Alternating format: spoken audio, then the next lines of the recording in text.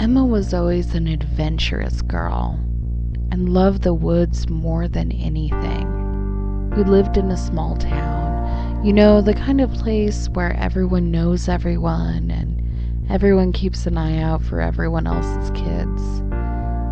There's a reason that you don't hear a ton of stories about kidnappings and murders in small towns. It's because everyone looks out for each other. We help each other when we can, and we always make sure our kids are safe. Small towns work like a village. If one of us is hurt, all of us are hurt. The other thing about small towns is that no one, and I mean no one, truly has any privacy. And that, all our little stories, our local town legends, they spread so fast. Our legends generally aren't true. And when they are true, those little legends become infamous. That leads us back to Emma, at least for the moment. My husband and I were high school sweethearts. Neither of us were terribly popular or unpopular. Not that that's much of a problem in little places like ours. I think we were just kind of normal. We got married a couple of weeks after we graduated. We didn't want to go to college. There was really no point. Mike works at the sawmill and I'm a housekeeper. We've been working these same jobs since we were teenagers, so it wasn't easy when we found out that we were pregnant with Emma. We had just bought our house. It was a small 2-bedroom with a tiny yard that was actually ours, but our property line butted up against the woods. We loved it, being so close to nature. Gosh, we could look out our bedroom window and see nothing but trees.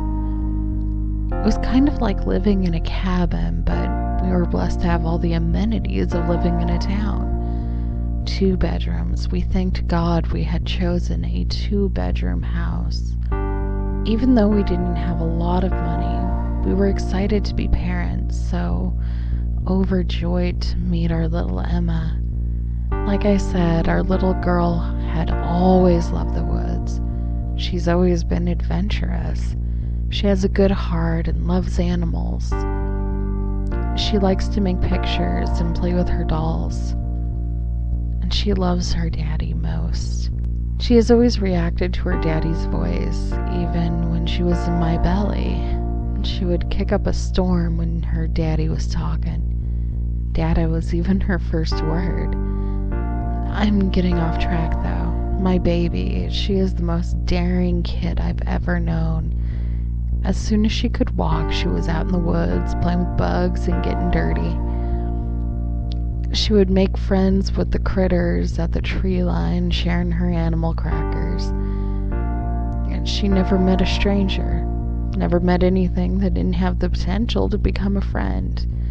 That's why I was worried for her for so long. She would just walk up to random folks and say hi. She was a friendly girl. She is a friendly girl. But it's very scary for me. Anything could have happened to her. And that's what makes what did happen to her that much more tragic. There's been a legend for years and years that there's an old witch living out in the woods. Now, this legend has been around for way longer than my mom has, but, the legend persists. Basically, what I'm trying to say is that there's no physical way for a little old lady to be out there with no help. The winters alone are brutal. We get lots of snow. I think last year we had 5.5 feet of snow at one point. I think she would have had a little shack that wouldn't be maintained. And seeing as houses here in town, even the new ones, were having all sorts of problems last year. I guess for you to understand what happened, I need to explain the legend. It started way back in the 1600s. a lady. I want to say her name was Hazel or June. I think June is right. She was said to be very pretty, but she was very much a hermit. She would almost never come to town, choosing instead to sit in her cabin knitting or sewing. No one is really sure how she fed herself. Lots of people assume she had to have had a husband, or at least a lover to take care of her, but that could never be confirmed. More people thought that she was a witch, and the devil himself provided her needs. And people widely ignored June, choosing instead to just live their own lives. It could have stayed that way too if kids hadn't started going missing.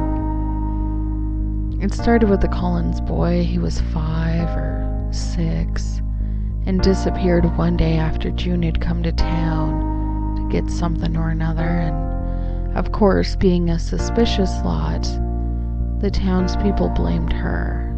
Kids went missing almost every time she came to town. After the 3rd kid to go missing, dolls started appearing where the kids were last seen. The townspeople, of course, went looking for June, but no one ever found her cabin. These dolls were fashioned to resemble the missing kids. If you think of a voodoo doll, well, that's basically what they were finding.